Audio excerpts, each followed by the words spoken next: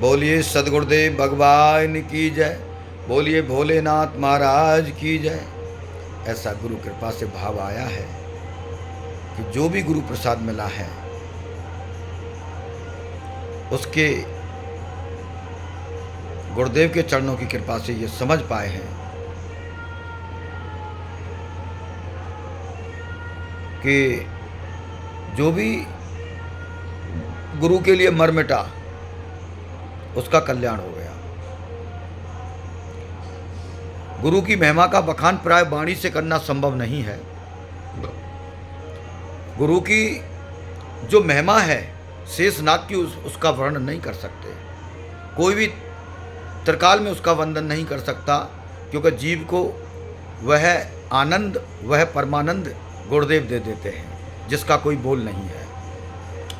क्योंकि गुरु त्रिकाल वंदनीय है। निराकार परम ब्रह्म परमेश्वर परमात्मा ही सगुण साकार गुरु के रूप में अवतरित होकर के प्राणियों का मार्गदर्शन कराता है। एवं हमको ये भी समझना है कि गुरु शरीर नहीं है, गुरु परम पार ब्रह्म परमेश्वर परमात्मा ही गुरुदेव हैं। इसीलिए इनको हम संतों की भाषा में कहें, शास्त्रों की भाषा में कहें तो गुरु नित्य है, गुरु त्रिकाल वंदनीय है, गुरु शाश्वत है, गुरु तत्व अविनाशी है। जो भगवान है वही गुरु है और जो गुरु है वही भगवान है। इसीलिए सच्चे भाव से, सच्चे मन से निष्ठा रख के, विश्वास रख के किसी भी संत सदगुरु के चरणों का आश्रय जीव ले ले, उनके चरणों को पकड़ ले और उनके वचनानुसार प्रत्येक क्रियात्मक कर्म को गुरु की आज्ञा में करे तो गुरु हर जगह, प्रत्येक ऐसे साधक के लिए तत्पर 24 घंटे हर जगह गुरुदेव का ही दर्शन है। गुरु शरीर ना होने की वजह से गुरु संसार और शरीर का भाव नहीं होता। गुरु केवल तत्व है और गुरु तत्व ही प्रत्येक प्राणी के जो वास्तविक ही भगवत मार्ग का आश्रय लिए हुए गुरुनिष्ठ होकर के निष्काम भाव से अपने आत्मकल्याण का भाव रखते हुए जो गुरु में डूबे हुए हैं, उनके लिए गुरु अंग संग प्रत्यक्षानुभूति कराता है। और अंग संग गुरुदेव की प्रत्यक्षानुभूति के चलते गुरु के वाक्यों का, गुरु की आज्ञा का पूर्ण पालन करते हुए गुरु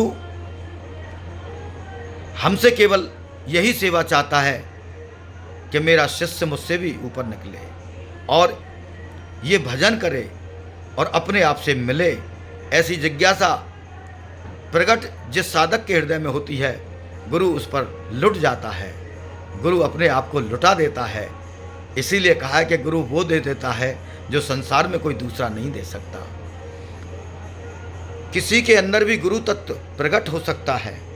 कोई भी ज्ञानी जन, कोई भी आध्यात्म ज्ञानी, कोई भी संसार में आध्यात्म की ज्ञान वर्षा करने वाले, उनके अंदर भी सद्गुरु तत्व समाहित हो सकता है, उसका हमें मार्गदर्शन मिल सकता है। इसीलिए हमेशा सभी संतों के अंदर गुरु तत्व का ही भाव रखें और सभी संत महापुरुष के चरणों में प्रेम करें, सामर्थ्य अनुसार सेवा रखें, सेवा का भाव रखें। और जब गुरु ही गुरु चारों तरफ उसकी अनुभूति हो, प्रत्यक्षानुभूति हो, तो निश्चित है गुरु वो करुणा कृपा करते हैं कि इसी जीव को अनुभव के चलते हुए अप्रोक्षानुभूति होती है।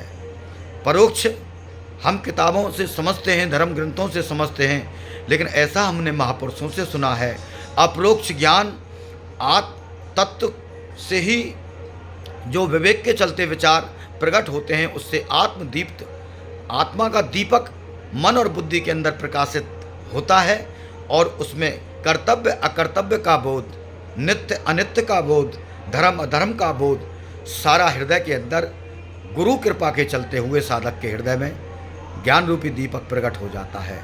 उसकी यात्रा सुगम और सहज और सरल हो जाती है।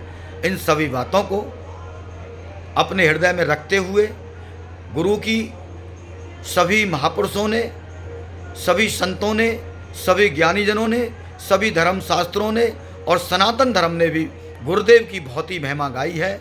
हमेशा ध्यान रखिए, गुरु त्रिकाल वंदनीय है, गुरु परम पूजनीय, परम वंदनीय है। एवं गुरु नित्य है, गुरु नित्य है, ऐसा अपना 24 घंटे का भाव रखिए और अपने आत्म कल्याण के लिए 24 घंटे गुरुदेव को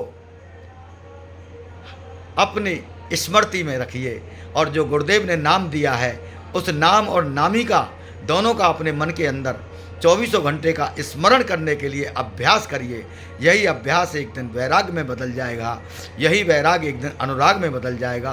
प्राणी की यात्रा जीवन लेने का कार्य पूरा हो जाएगा। इन सभी शब्दों के साथ हम वाणी को विराम लगाते हैं। जो भी कुछ गलत निकल गया हो उसके लिए क्षमा प्रार्थी हैं। जय श्री कृष्ण, जय श्री राधे।